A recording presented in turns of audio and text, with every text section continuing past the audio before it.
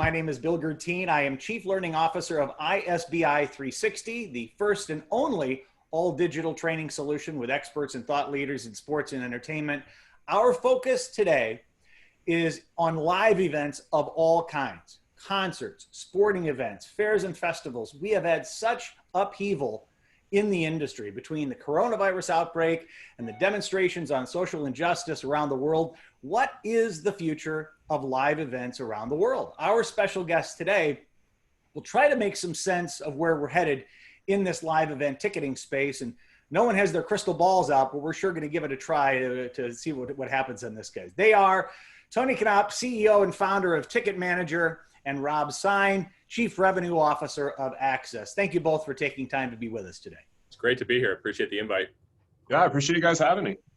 For those on the live broadcast, please be sure to mute your microphones for the courtesy of everyone on the program. We'll be taking your questions at the end of the chat area, in that chat area, so that we don't have a lot of crosstalk back and forth.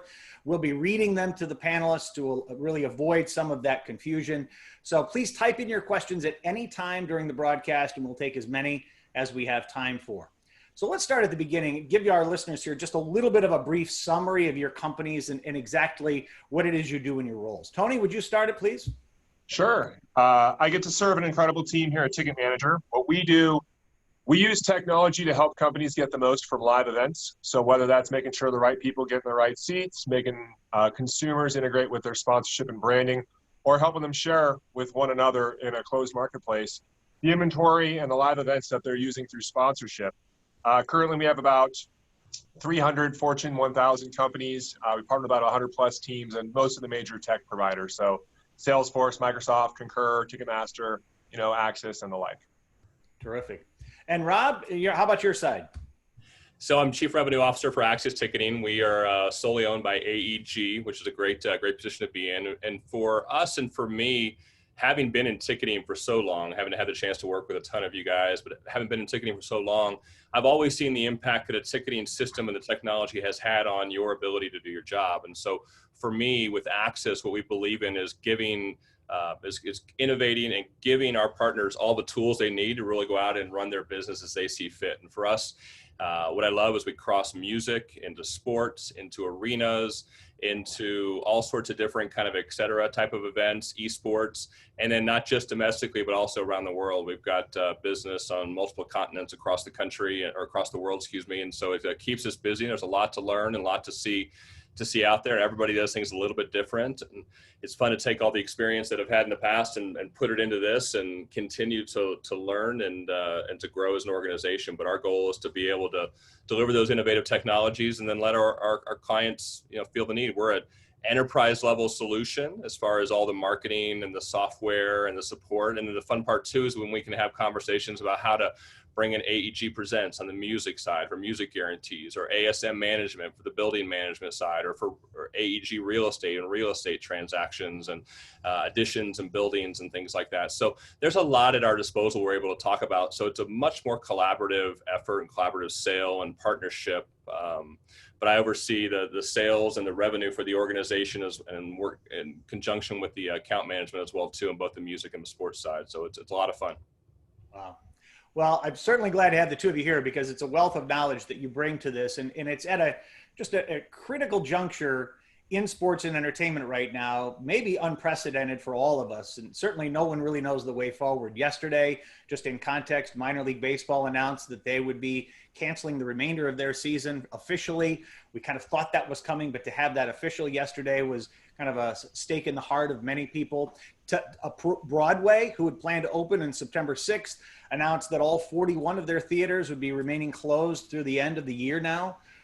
We've had tours from Elton John and Celine Dion and Maroon 5 and Post Malone. All had multi-million-dollar months in February, all canceled their tours. Tony, you talk to both of these sides. You're in constant communication with the ticket holders on the corporate side and then the event people itself. What are you hearing from the teams and venues you're working with about their plans to reopen? Everything. It's total uncertainty. I guess to add some more color to it, the uncertainty that we're seeing is really driven more regionally than anything else. So when we're talking to companies in the Northeast, we're getting a lot different story from companies, venues, providers, all those things in the Northeast than we are from the Southwest, the South, and the like. The possible changes of what we've seen with the pandemic over the last few weeks might change that a little bit, but we're still seeing a lot of, it really is depending on how the region is looking at it and then what kind of position the venue or the content providers are in. So when you have the new buildings that have done very well over the last couple of years, or you have people who have really strong balance sheets, they really look like they're not looking to push, even though they're getting some pressure from the leagues to do it. You know, we've talked to a couple of venues who've said, look, we're going to have the okay to open to 25 and 50%, and that just doesn't pencil out for us. We have 11,000, 12,000, 13,000 PSL holders. We have suite holders. We're just not going to get into the game of trying to turn a profit when we do that. Where other venues and other teams, which are a little bit more leveraged, a little bit more, reliant on ticket revenue, are saying they're going to move forward. I mean, we talked to 3 NFL teams and 2 baseball teams yesterday who said that they don't see a world where they don't have fans by August, September. And so I wish I could get an answer that says we're all doing this, but we're not. You know, what makes sports so unique, and we'll talk about this later, because I know Rob and I came up through ticketing, is you have this giant industry that has a number of different businesses that are kind of co-opetition, right? They're running as their own businesses, but they have guidelines and rules of engagement that are set by a league or by, a governing body. And because of that, they all have, the individualism and the opportunity to do what they think they need to do what's best for their business. And that's not going to align with everybody else. So what I think, and I'm not always right, I'm wrong quite often, I think the Northeast is going to be a lot more reticent to open than the South and the West. I think the South and the Southwest are looking at opening in July and August. And I think that businesses are aligned the same way. The businesses that are in the South and the Southwest are making plans with their tickets. We have companies that are reselling their unused NFL. They're giving out their college football. They're acting as if this is going to happen in most parts of the South, Southwest, and some of the Midwest. Whereas in the East and the West, the Northeast and the West, people just don't believe it's coming back, and they're not even making moves to do so. A lot of it seems to be mindset. Are you seeing that, Tony? Yeah, it's, for the first 2 months, it was really interesting because the teams didn't really have a lot of guidance from their governing bodies. So they were almost hiding. I mean, at the high level, they weren't, right? But when you were talking to reps and you were talking to people who were a little lower down that were engaging with the companies, and we were having roundtables with our companies every week, they were getting no guidance whatsoever. I mean, they weren't even getting phone calls saying, how are things going? Are you safe? Are you healthy? And I think it's because there was a fear of cancellation or cash flow or whatever else. And so the uncertainty is really driven by where they are regionally and then whatever business they're in. The reality is, there's a lot of companies out there who don't want to send somebody to an event and then have them get, the coronavirus and come back and sue them. Meanwhile, there's other companies who say, yeah, that's been a risk for, years. It's the indemnity is already on the ticket if you got the flu or pneumonia when you went to a game. So it's been really interesting. The most common thing has been we get a lot of phone calls of people asking us what to do. And for us, the response is, we're a software company. We can tell you, what we think is going to happen, but we don't have any insight besides the plans that we see the teams and the leagues. And they are building manifests for fans in the stands in August and September, whether that's anywhere from 15,000 to 30,000 people in an NFL stadium. Wow. Well, that's exacerbated by the worldwide world, which is Access. And Access ticketing, you've got venues all over the world. You do 22,000 live events a year. You've got 300 venues that you're a part of. It's really a unique view of this whole thing from a worldwide perspective. Give us a little bit of a view of what's going on in your world right now, and how different is it to manage a worldwide company, Rob, when you've got so many differences within countries versus even parts of the country? Yeah, it's a good question because we obviously very closely related to what Tony was sharing about the everything here domestically. So Japan is a big partner for us, and we have a lot of partners over there in Japan, from venues to sports leagues to sports teams, and we've been keeping a close eye on how they've been transitioning, progressing, and then also with AEG over in China, really looking at the venues over there. They seem to be a little bit more optimistic. They seem to be heading in the direction of opening, albeit a little bit smaller capacity. But we're paying close attention to what's happening over there. Now, on the other side of the country, we look at what's happening in the UK, what's happening in Sweden, There are, sports that are already back at play without fans. There are some that are bringing fans back slowly, and soccer over there as well too. And so they're trying to think about that. And again, we are paying close attention, trying to understand what it is that's going to happen. But it seems to us like what happens in Japan and over in Asia in general is really what is going to be the forecast or what we're going to be able to go through here in the United States. And so for us, that's important to, we have I've never worked so hard. We have so many meetings right now on Zoom calls, on briefings about what's happening domestically, what's happening internationally, what's happening from the AEG corporate side. How are we being prepared and being ready? And the fun thing for us has been that Axis has really been the tip of the spear for all of this inside of AEG, because we touch everything that AEG does almost. So for us, we've been paying attention to the music scene, to the sports scene. And so we were supposed to have 2 venues last week that were ready to rock and roll and ready to open back up and put shows on sale for the 4th of July. And we worked with them to put in all the clauses and the terms and conditions they had to check before they went through the ticket purchase process. And then the states, the governors changed their approach, and so they shut them back down as quickly as they were starting to open up. So we do keep an eye on what's happening internationally. They're on all the phone calls that we're on, so that we're kept abreast of what's happening there.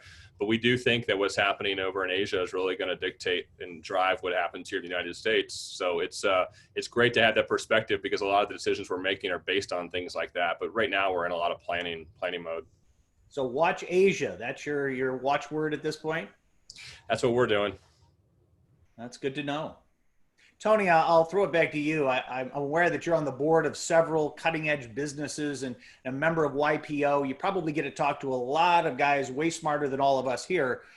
What are you hearing about being discussed right now as far as innovation for live events and for crowds themselves? This is really a period where many, many innovations are being created. And I'd be curious as to what you're seeing about technologies or new ideas that are being explored that you're aware of.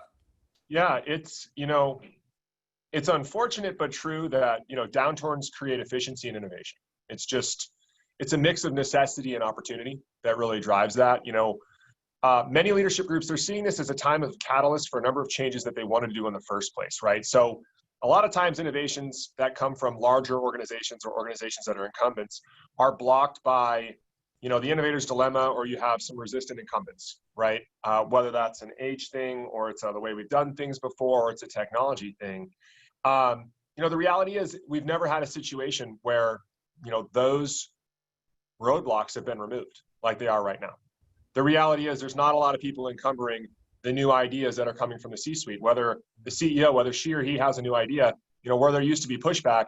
Now you have a lot of furloughed employees, you have a lot of people who've been laid off, you have a lot of people who are a little nervous about that, and they're looking for things to really drive forward innovation. So when you're looking at the bigger businesses, they're starting to look at things that, we already understood we're moving that direction. So that's security, safety, mobile entry, mobile commerce, big data, closed loop marketplaces, many run by the teams themselves or by the ticketing companies themselves. Yield curve, distributed sales. Those are things that we started to see, and they were already on the way prior to COVID-19.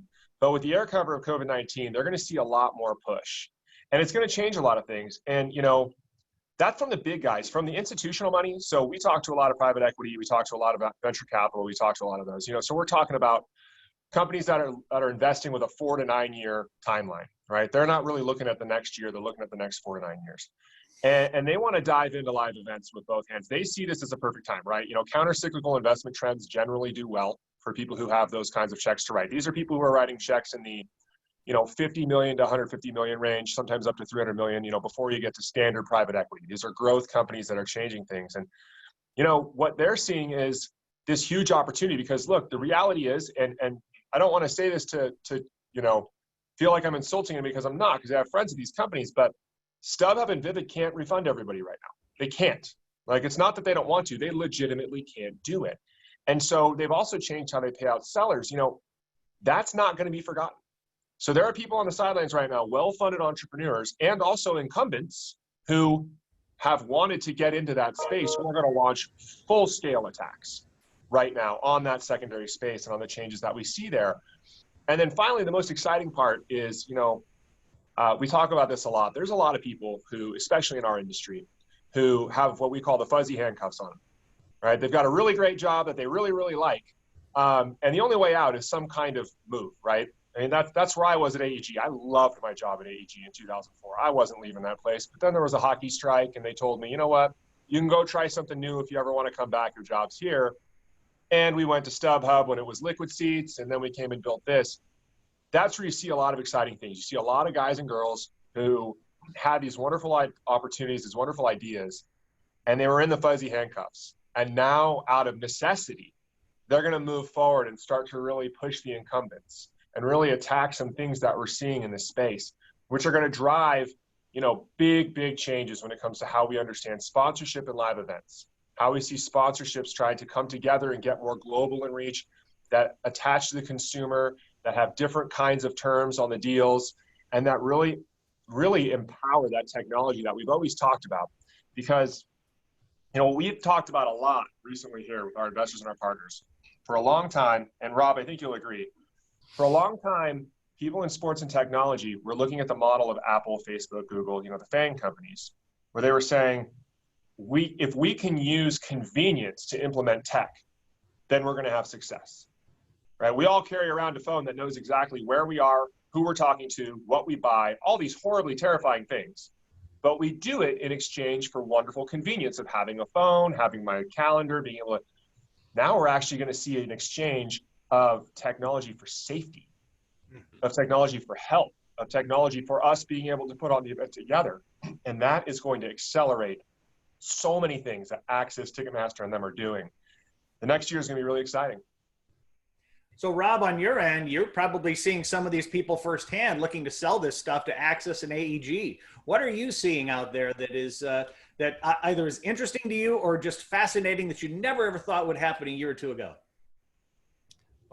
The coolest thing I've seen so far is these helmets that you can wear where you can scan people's temperatures from a distance of 10 to 15 feet away. I think you're going to walk into a venue next year and see all these RoboCop looking people staring at you, knowing if you're healthy or not.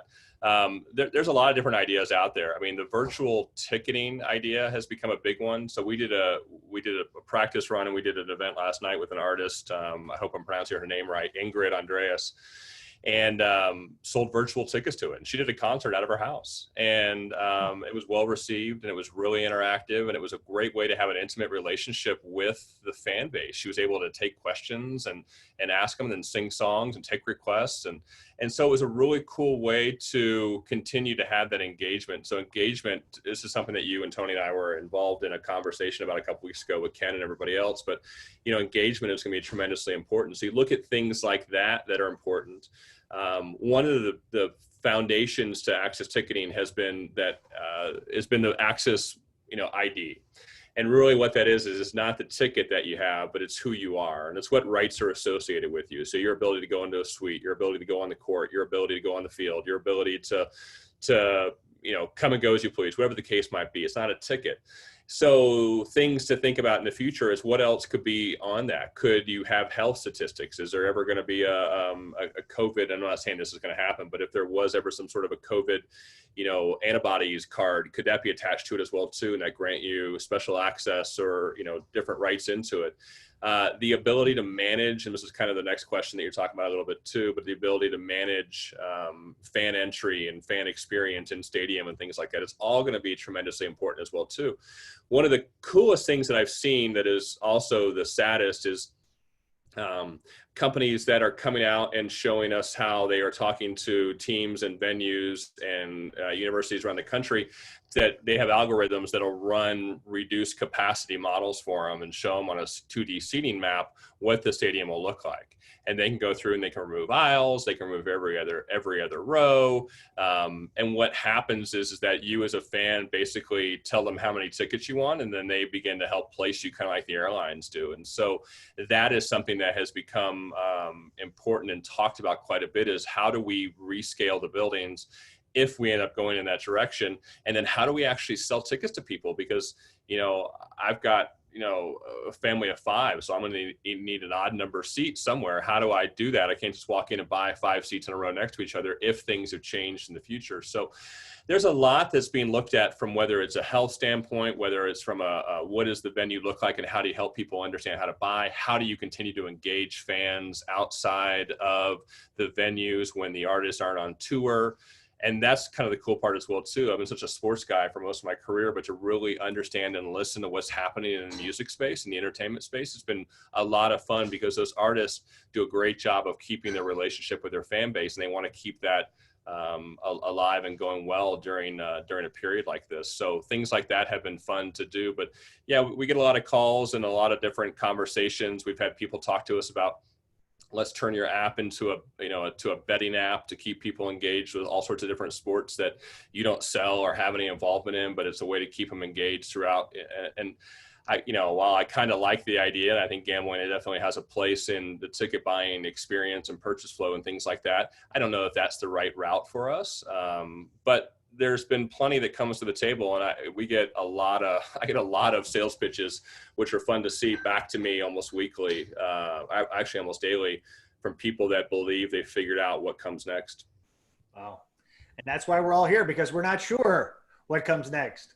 So everybody, I guess it's ripe for the taking. So I'll stick with you for just a second, Rob, because you're really in a unique position, because you're getting some of these things, and because I think the public expects to have the venues super safe when they come back. You almost have to work to the least common denominator, the most safe person, before you can really open up. What differences do you think fans will need to see in order to feel comfortable in returning to live events? And what role is Access playing, or AEG, in reassuring the public about coming back?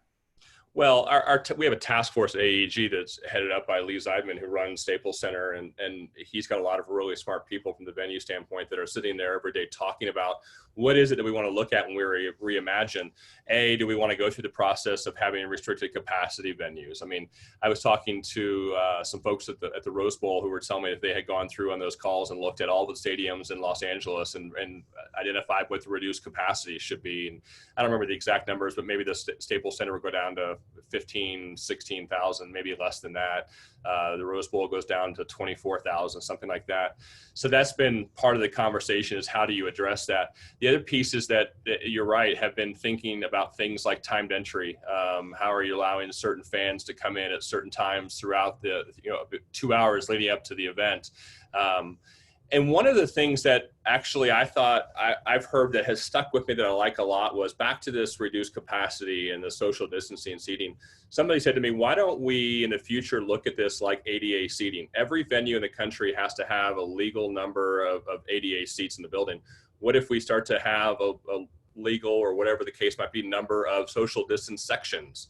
And if you choose to sit there, if that's where you want to sit, that's how you want to experience the game, fine, sit there. Maybe it's a different price. Maybe it's a different experience. And if you want to sit shoulder to shoulder and you want to scream and yell and all that, then go do it. It's kind of akin to the family sections that used to exist in some stadiums across the country. So you look at that. So everything from ways into the building, how you buy the ticket, ways into the building, what the pathway is going to be, ins and outs. They're going to need to there's a lot of construction. This is a great time for construction. So a lot of venues are making a move on that. How do you reinforce? How do you add more bathrooms? How do you create one way in, one way out? How do you redo all the concession stands throughout the building? So a lot of conversations are about, what does the experience look like from a food and beverage? Is it more of a grab and go experience? Is it less touching? I think in general, and I'm making a global assumption, but I think in general, a lot of fans or customers are going to want to be able to do the least amount of interacting as possible to have their experience. So if I want food and beverage, is it a grab and go concept, or is it an only order from my seat? And because the rows are spaced out so far, delivery people can walk up and down the row in front of me and not interrupt anybody and bring me my food that's all individually wrapped. So the convenience is going to be important. The knowing that things are clean, knowing that you're not shoulder to shoulder. I mean, if any of us have been to Costco in different cities right now, sometimes you go in there and it's worse than a sporting event, because the line's all the way to the back of the building and there's 300, 400, 500, 600 people standing next to each other. all wanting to get out. So you've got to figure out how to sell the ticket, how to get them in the building. You got to figure out once they're in the building, how to route them, how to make it as convenient as possible, how to assure that people that want to be spaced out have that opportunity. And at the end of the day, I think it's going to be a slow process to bring people back. I mean, there's venues that we talked about that we're going to open up. We're going to be, reduced capacities. One was Billy Bob's Texas, the world's largest honky tonk, who's a great partner of ours. And they were going from 1,900 seated tickets available to just under 1,000. And they were going to take that route and move in that direction. They were going to have timed entry, and they were going to have one way in and one way out, and just reimagining a lot of different things. But the food and beverage piece, I think, is often talked about, and that, I'm guessing, is going to be completely different than what we've experienced in the past. Yeah. Tony, it occurs to me that from their side, certainly from the venue side and the ticketing side, it's one element of bringing people back. But with as many corporate clients as you serve and a fairly discriminating clientele, what have you heard from them about what it's going to take to bring them back? And of course, they're inviting other clients in, and so they have to worry about their own clients' concern having invited them in. What sort of conversations are you having with some of your customers right now? Well, first, everything Rob said is my dream. I'm a lifelong hypochondriac, so this is my Valhalla. I don't want to touch anything. I'm never shaking hands again. I'll be in my 90s and people are shaking hands. I'll say, no, coronavirus, not happening. It's all about the elbow. So, yeah, exactly. I don't even want the elbow. I'm not touching anything. I've been wearing masks on planes for years. This is my Valhalla. Companies are very different. So they know why they're doing this. And the ones who really know what they're doing, the ones who are way out ahead of the curve, the Verizons, the Wells Fargos, the CDWs, the ones who are really, really involved in all this, their heartbeat is really the customer base. And the customer base wants to go, surprisingly. This is what surprises people more than anything. Our companies, sometimes the easiest way to think about, the core basic of what we do as a technology is that we're just a box office for a company, right? So, you've got a company like Nissan, and they open their tickets up available, and people come and ask them to go. And there are people that want to go now, and they want to go quite a bit. And so that's been really interesting, is how they're trying to understand, well, we as a company, we're maybe not all that, ready to run back, but we have people asking for the Eagles and Cowboys game already, and it's June. We have people asking for, events that are coming up, and they want to be the first ones there. And so that's been really interesting to watch. I think there's just going to be, there's these two sides to the coin, where there's a liability issue that the companies need to deal with, and then there's also a demand issue that the companies want to deal with. So what we've seen very clearly from the companies, nobody wants to be first, right? Everybody's saying, look, the first 90 days, we don't want to go, right? Go sell them on whatever secondary market there is. If somebody wants to go to the event, they can go to the event. We don't care. But beyond that, they're ready to get moving and ready to start getting people back. And, it's interesting to see, even with the numbers going the way they're going. And like I said, it's very regionally based. And in Europe, they're talking about it already right now. A lot of our larger customers, the Adidas's, the Siemens, we've got a couple of companies out there that we work with. I think, what I worry about is history repeats itself significantly more than it doesn't, right? It's just a fact. And a lot of times we have this arrogance about our current self that, people in history are dumber than we thought they were. Like, people in 1917 were rubbing rocks together to try to start fires. They had combustion engines in 1917. It wasn't the Stone Ages, right? Like, we didn't have the same antibiotic and treatments that we had now, but it wasn't the Stone Ages. And within 3 or 4 years, they were back to normal. We've all seen the pictures of people at the Cardinals games with the masks on, that sort of thing. I think people are looking at this as, how do we weather the storm in the short term so that we can continue doing what we're doing when things get back to normal? That's what we hear more than anything. And we're not really hearing a whole lot of, hey, I want to enter my suite early. I want to leave my suite late. Those are things that we bring up that they can talk to their providers with. But what we're mostly hearing is, we just kind of want to ride this out. And once we get back to normal, we want to continue to be good partners with the teams. As you can imagine, like in any other business, and Rob, I'm sure you guys have some teams and venues that are dealing with this. There are some people who signed some deals that they regret prior to coronavirus, and they're using this as air cover to try to get out. We're all seeing those in the press now.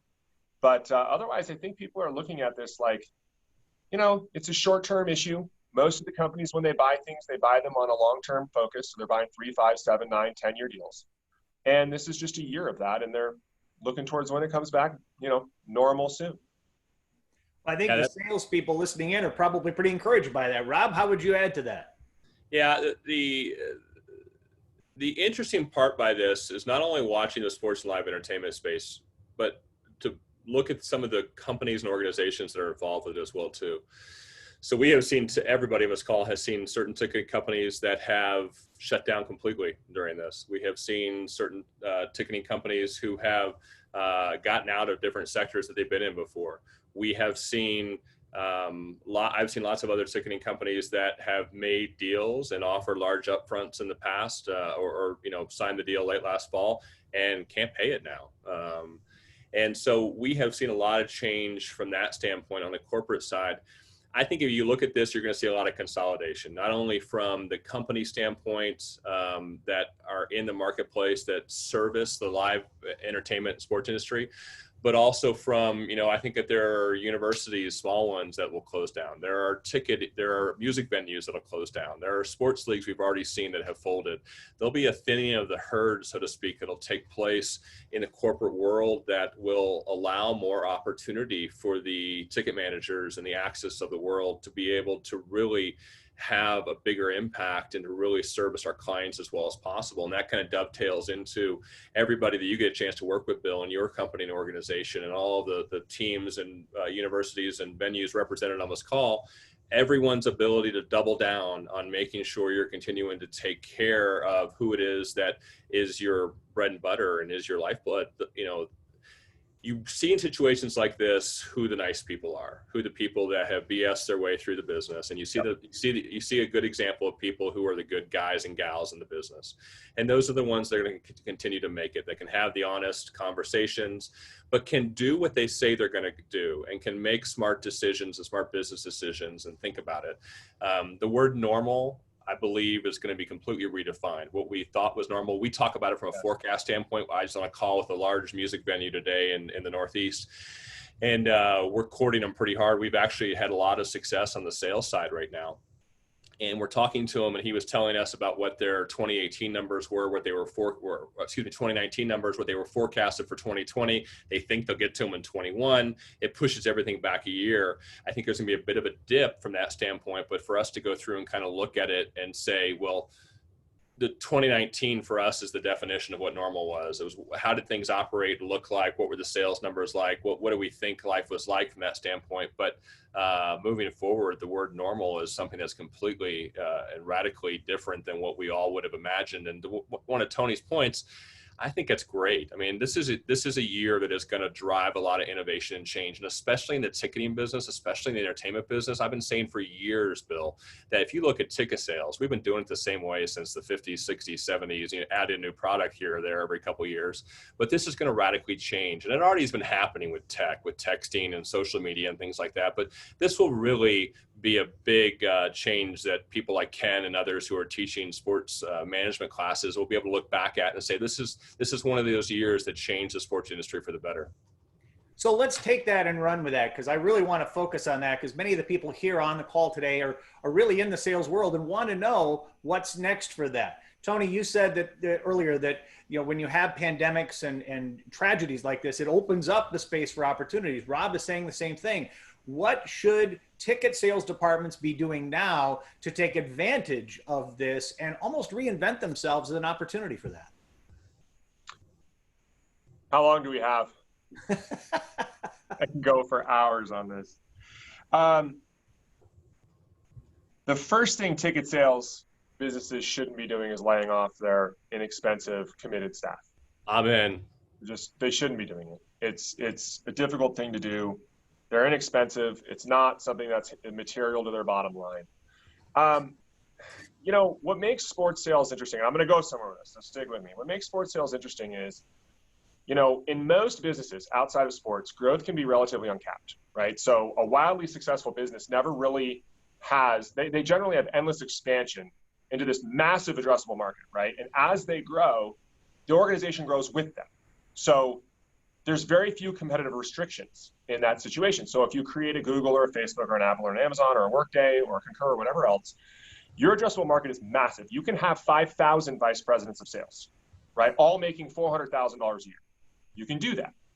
Now, team sports are really different, right? And don't get me wrong, there are some that have massive global reach. But if you take the top 5 teams in sports, which, you know, in value from Forbes, which is Real Madrid, Barcelona, the Knicks, the Yankees, and the Cowboys, their market cap's $20 billion, right? The market cap for FANG is about $5 trillion.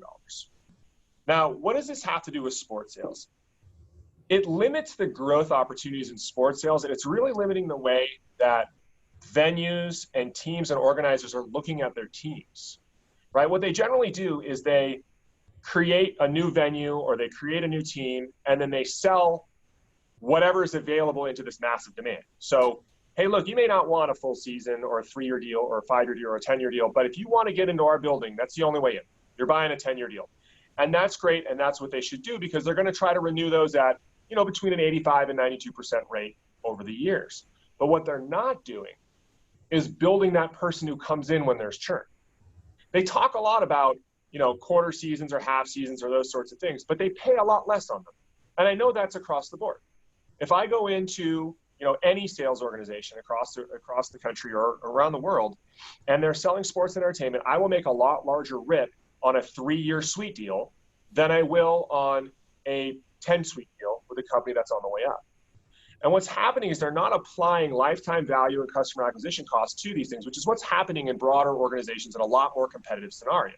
So if you're working in title insurance or in communications or in technology or in all of these things that we see that are highly commodified businesses that have massive addressable markets where there's no competitive restrictions, right? Where it's not co-opetition.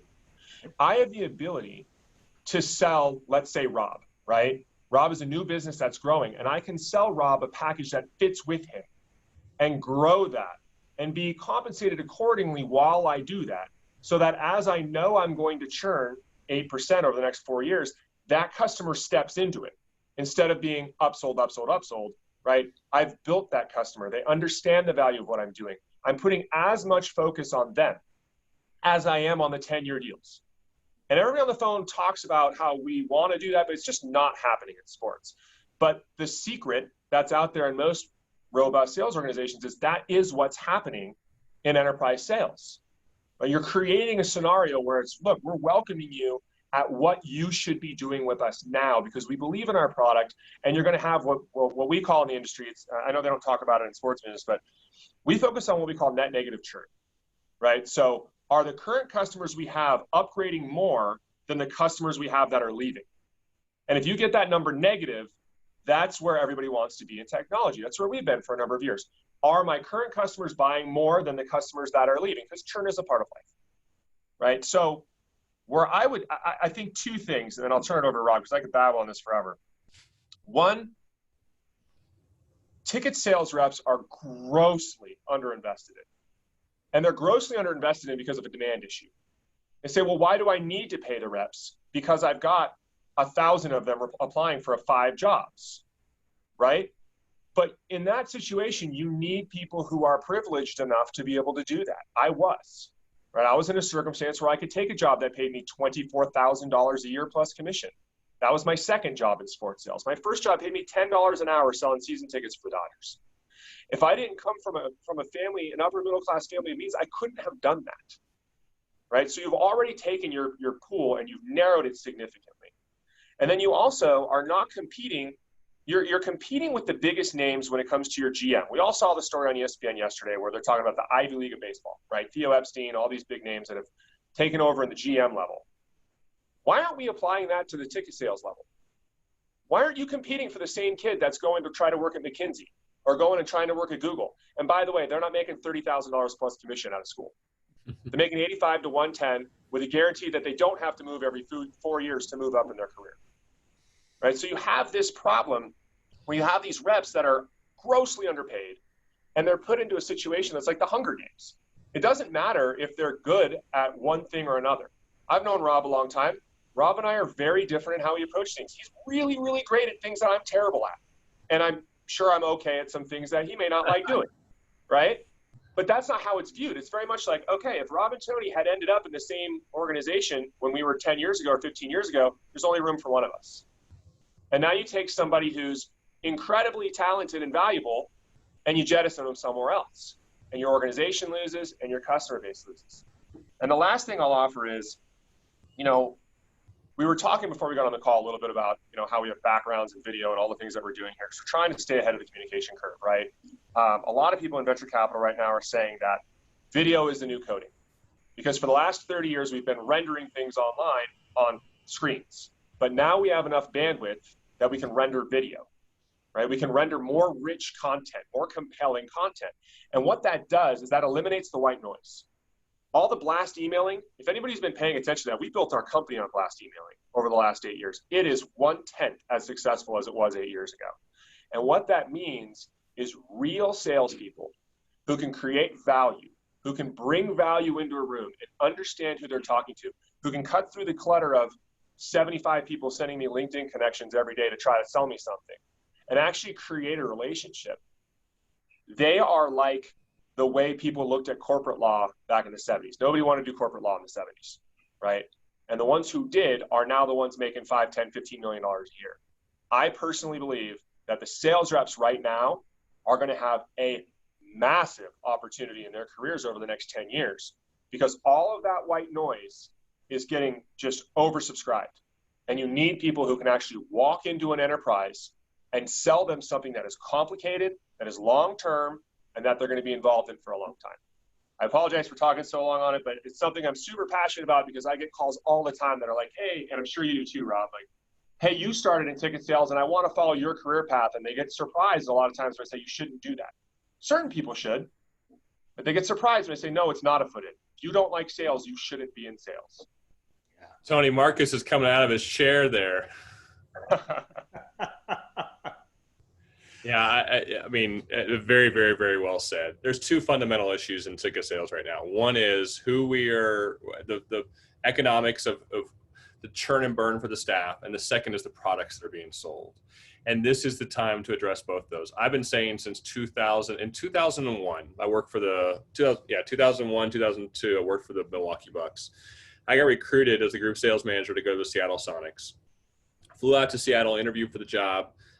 Got the job, came back, told the Bucks I was leaving. The Bucks filed a complaint with the league, with the NBA, and the NBA called me and slapped me on the wrist and said, you need to ask permission before you go interview next time. And I said to him, this is an employment at will job. You could fire me because of the color of my tie tomorrow, but I have to ask permission to go expand my career and grow my career. And oh, by the way, I'm not making that much more money, but I have a chance to make a whole lot more upside. And it blew me away. And I said in our Twitter last week, but I've always thought that front office sports employees should have formed a union, and I'm not the guy for that now, but I wanted to be at one point, because there has to be protection and they have to be taken care of and invested. I did sales training with you, Bill, for a while, and credit to you. You have reinvented, in my opinion, the way sales training is done. I loved doing it, but what you and I always talked about, what the challenge was, it was disingenuous. I felt disingenuous because we'd come in once, twice a year and rah, rah, rah, get people excited.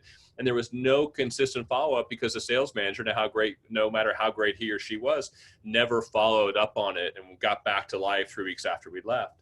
And so there are two fundamental issues, the compensation model. And so we have a great partner in the Minnesota Timberwolves. And I was talking to Ryan Tanke, their COO, last year. And he said, you know what? We used to have a huge sales team. And what I want to do heading into this season, he goes, I want to reduce the sales team by probably half. I want to stop focusing on selling full season tickets, and I want to sell mini plans. I want to sell ticket packages that fit what our customers are looking for. I want to pay our reps more, probably want to double their base, and to do what Tony said, invest in them. Because the other thing that's interesting for any of us that have worked for a pro team or a situation before, the difference between us and a sponsorship salesperson was base salary. They were making often 2 or 3 times base, and they were making north of 6 figures, where we could get there and we could hope, but we weren't always guaranteed it. One of my favorite stories, I was working for the Portland Trailblazers. I had a sales rep who we had to call in our office all the time because he was disgruntled a lot, and he was kind of a jerk, but he refused to sell anything but the best tickets, the courtside seats and the suites. He would get an inbound phone call for somebody ready to buy 4 upper level season tickets. He'd transfer them because he didn't want to deal with it because the commission wasn't going to be there. This kid I've got one of those guys now. This kid made $200,000 as a 23-year-old, because he focused on, he goes, I only have X number of days or X number of hours in a day. I'm going to sell the best of what I can sell, because he saw the game that was being played. And then to Tony's point, the next year the commission gets changed and everything gets jacked, and he ends up leaving and going to work in real estate. So the two fundamental things are the products that are being sold in the compensation. I won't talk about comp. Tony did a great job there. The products have to drastically change. I got into a debate with Amy Brooks, the head of NBA Teambo, a couple of years ago on a stage at a ticket symposium, about how I believe back then, and this is probably 4 years ago, that I believe that season tickets were going to go away. We're going to look radically different in the next 5 years than they do right now. And she shared with me all the great statistics that were being done in the NBA. And there were a lot of great season tickets being sold. But my point was not that they were going to stop selling them, but that it needed to be reinvented, because the story everybody on this call who knows me knows is I'm a Seattle Seahawks season ticket holder, and I have 3 seats, but I have a bigger family than that. And I don't go to every game. And so I'm lucky enough to be able to sell some, but I want to be able to take my whole family to a game once in a while, but I can't unless I sell my seats and try and buy 5 in the nosebleeds or someplace else. I don't have the flexibility. And Bill Sutton, who a lot of us have worked with over the years, has always talked about this country club membership idea. And some new entrepreneurs are starting companies that work on products that help teams reimagine, instead of FSCs, full season equivalents, let's focus on the full season equivalent revenue model. And let's go out there. So Chris Giles was the former CEO of the Oakland A's, and he's now out with his company working on how do you help organizations bring this model. And he's talking to Axis about how he can integrate with us from an innovation standpoint. And how can you take this model where you create this subscription membership-based program that has different rights associated with it, but it's something different. And they had great success at the A's. The A's always haven't been able to sell full season tickets, A, because it's baseball and it's too many games in my opinion, and B, because there's a lot, they weren't always in the World Series and winning playoff games. So he reimagined it. Then he went out. Then he's had the courage to step out and start his own company and work on building things like that. So 1, the comp, 2, the different ticket packages have to be done. The CFOs, in my opinion, are the problem, and they might get mad at me before this but they care about what the season ticket revenue number is, and that's what they focus on. How healthy are we, Mr. or Mrs. Owner? Well, let me tell you what our season ticket base is worth to you. And then a lot of these folks on this call every year have to go out and renew that every single year. And that is such a time suck. And so you've seen teams like the Cleveland Cavaliers and other organizations throughout the industry who have gone to the auto renew. You have to opt out if you don't want to stay a part of it. Think about everything that's happening from Netflix. Netflix charges me every month for the last 5 years, and I'd have to call them and cancel and beg, borrow, and steal to leave them. But they don't ask me every single year if I want to continue my Netflix membership when they raise the price on me. So we as an organization and the leaders that are on this phone call have to take a really hard look at understanding and pulling out of it that this is just a math model. The full season tickets are a security blanket. The full season ticket revenue is a security blanket. Fine. Understand that's the shiny object your CFOs and your owners pay attention to. How then can you reimagine what it is that you're out there selling?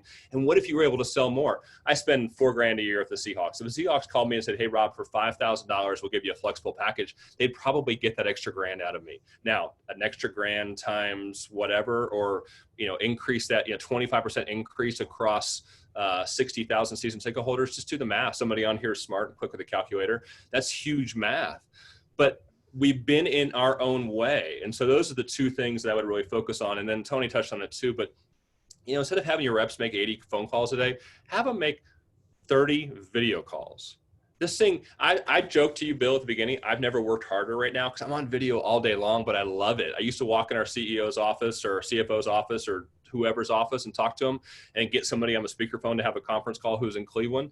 Now we just hop on a Zoom call and can talk about it. Imagine the relationship and how you can enhance your connection with your season ticket members, with your premium buyers, with everybody by seeing each other's face and working from your living room. So this technology is tremendous. Take full advantage of it. Look for new ways to engage outside of the old way. And that will help dictate in the future how the customers are felt like they're treated and engaged with the organization. It's just such a better opportunity. And Bill, you got both of us on here and plenty of guests who could talk forever, but those are a couple of things that come to mind. If you all didn't get 3 or 4 tweetable moments out of that last 15 minutes, you weren't paying attention. That's great stuff, guys. It's and generally, I have Just at skip the least stuff that'll get me in trouble that I just said. So there's half a dozen questions normally on the right side of my screen, and I see nothing there. So my guess is they would just continually like to have me ask the questions. And so I do have one or two more. Perhaps a little more of a difficult one at this point. The movement against racial injustice is really a seismic shift in the world. And in many ways, it's really affected the consciousness maybe as profoundly as anything that's going on. Tony, do you believe that it will affect the way that live events will return? And if so, in what ways do you think it will happen? I do. The thing about live events, which is interesting, athletes, artists, influencers, they have pushed the culture forward over the past few decades. The reality now, though, is that they have more control of their brand than they've ever had. Right? They actually have ability to communicate directly with their fans and to influence directly with their fans. And historically, there's been fear to do that and to stand behind movements that they have, core beliefs in, like Black Lives Matter, because of how that could hurt them with the sponsors or the companies that'll stand behind them, or, I might lose this sponsor, that sponsor, whatever else. And we've never been in a scenario where influencers, both athletes, artists, live influencers, have more of a voice, have more freedom to use that voice, and have more support from the companies and the sponsors to stand behind them to use that voice. So I think we're going to see a significant and substantial difference behind this.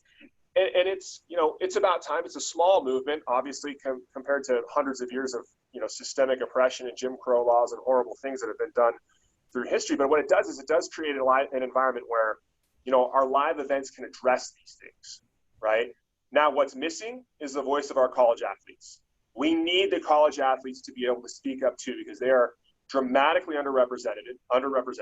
They are, the vast majority of them in the high revenue sports are minorities, and they need to have the ability to talk and to have them be in a situation where a coach says no social media, right? I think that's the next thing we need to see that's going to change. And I think that that'll lead to something we'll talk about in a minute, but I think that's where we're going to start to see those changes. Great. Rob, how about you? Yeah, on top of that, what I would add is this is going to give people that are in the stands that have been closet supporters the confidence and the empowerment to stand there and wear a Black Lives Matter t-shirt in a crowd at a sporting event, knowing that they've got, athletes or musicians or artists who are out there leading the chant and supporting the cause. Man, everything that's been going on, speaking personally, woke me up. I am outraged. I have great empathy for, and I've looked for lots of ways that I can contribute and can evolve and give back and help be a difference in the future. And you're going to see a lot of people that feel the same way, whether it's wearing a t-shirt, whether it's putting Black Lives Matter on the NBA courts in Orlando, allowing protests outside of stadiums, sporting events changing their support or involvement with local police associations.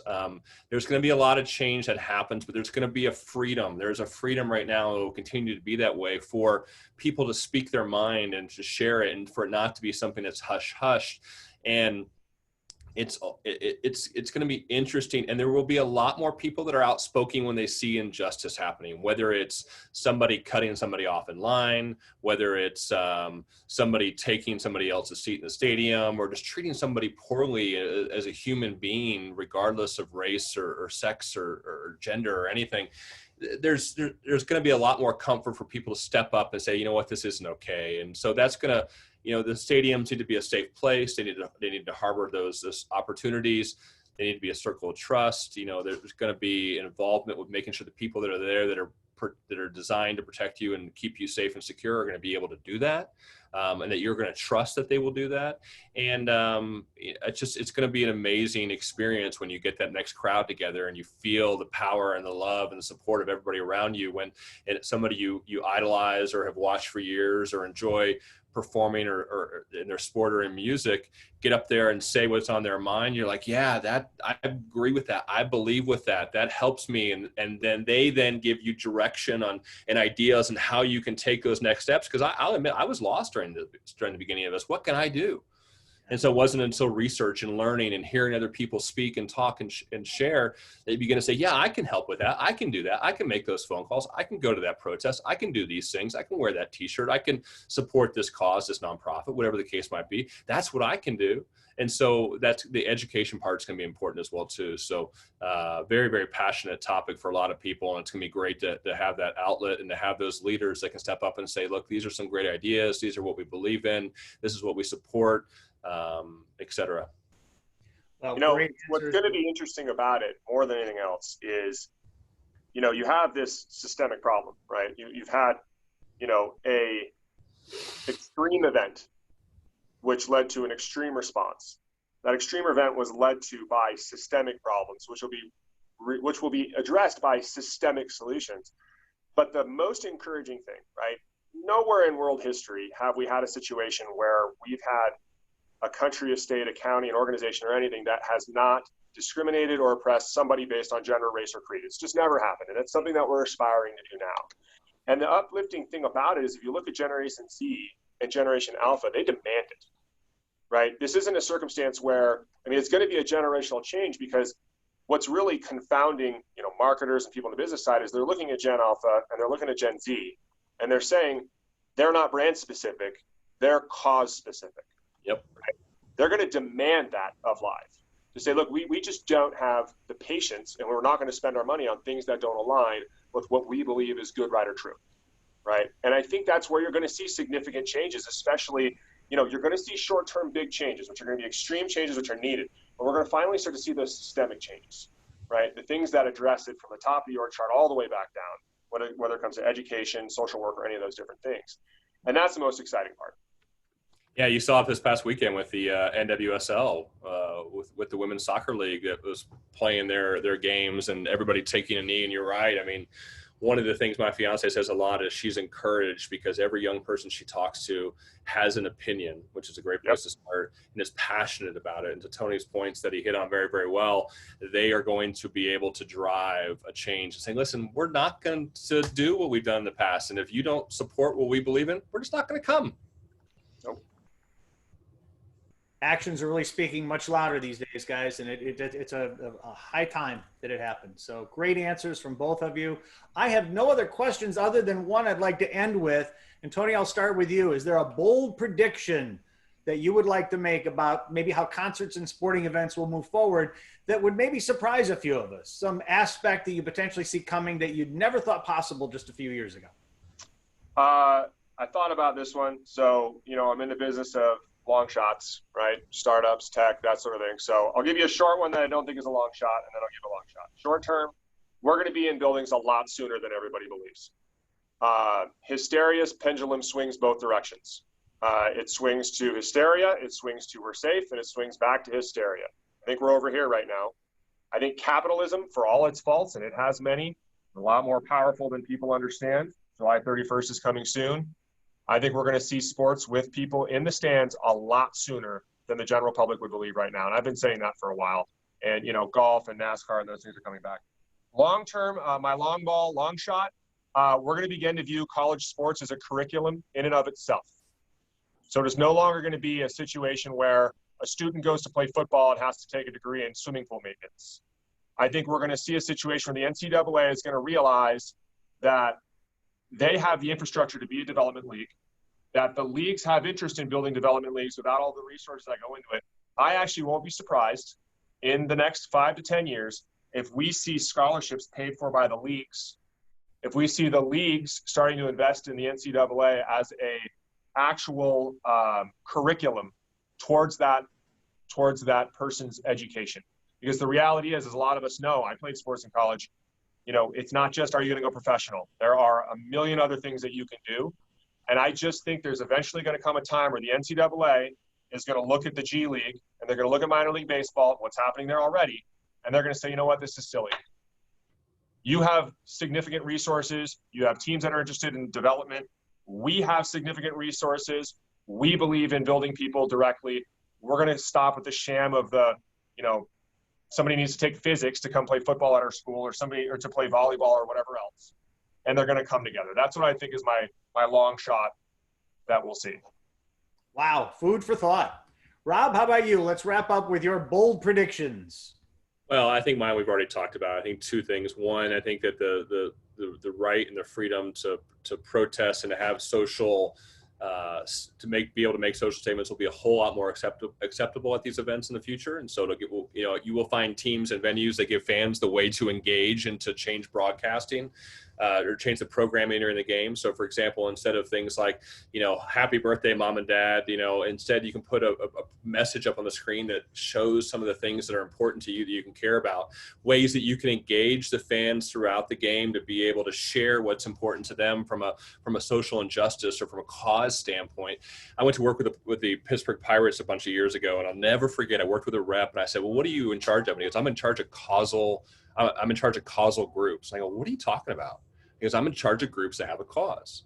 And that phrase has never left me because he worked with a lot of nonprofits and charities. But you're going to see a lot more situations where fans can engage and can share their thoughts and ideas in stadium. And in the past, it's been things like trivia and dance for the song, whatever the case might be. But you're going to give the fans the chance to have some political opportunities to share what's on their mind. And the second is, I think social distancing sections, as I mentioned earlier, is here to stay. And even if one stadium's open up back to full capacity, I believe that there will continue to be, along with ADA seating, social distancing sections for at least the next few years. And that'll be something that stadiums and venues want to keep because there will be a small percentage of people they still want to attract. Again, they can charge differently for it, but that'll be a staple in our venues moving forward, giving fans the chance to have that comfort because you can't expect everybody in the world to feel the same way at the same time. Well, I can't thank enough the both of you for the wisdom you've brought today. It's been not only entertaining, but enlightening and really thought-provoking. I really want to thank both of you. And we so appreciate Rob and Tony, both of you, in the transparency and the ability to just speak your mind and to help others to understand your positions. And I think you made some strong cases for the way in which you feel. I truly appreciate both of you. We all look forward to live events returning safely and competitively very soon. I think you'd agree with that. Any thoughts to wrap up at all, Tony? If anybody has questions or need help, I'll do the best I can to help others who are on the way up. I saw a speech years ago that really meant a lot. We're really involved in the community. I know, Rob, you are too. Send the elevator back down. If there's any way we can help, let me know. Have some patience. We're busy, but however we can help people, we'd love to. And Rob? Well, a lot of people that know me know that I believe that hope is not a strategy. Take that to heart. Do not cross your fingers and hope the world changes. Do not cross your fingers and hope you hit your sales goals. Do not cross your fingers and hope you get funding. Go make it happen. Get out there every single day and do it. And the other thing is, I want to take this opportunity for we as an industry need to do a much better job promoting and hiring minorities into leadership positions in organizations across the world. There's a lot of folks that, because of the herd mentality that 100 people apply for something, there's a lot of opportunities where there's some really talented people out there that need more opportunities. And so I look forward to our industry taking advantage and making big changes to do that in the future. That's great. Well, a sincere thank you to you both. And for those interested in a conversation about the many membership-based e-learning programs that are available to sports and entertainment organizations, as Rob had said, please click on the calendar link. We'll put a link in the chat box to schedule a one-on-one time with us. You're welcome to check it out at isbi360.com. There are some sample videos and some other things that will be very valuable to you in your quest to try to gain that very best sales department that you'd like to have here in the very near future. From all of us at ISBI. Real quick, Bill, sorry to interrupt you. Tony, I got to thank you. I mean, you are one of the best. I've known you for a long time. You continue to reinvent the industry and change it and grow it and give back. So thank you for everything that you're doing. I'm grateful. Thank you, Rob. It's been fun, and it really is a labor of love for me as well, as I know it is for the both of you. So thank you for saying so, and so appreciative of all of you watching today. From all of us at ISBI 360, stay safe, be well, and so long.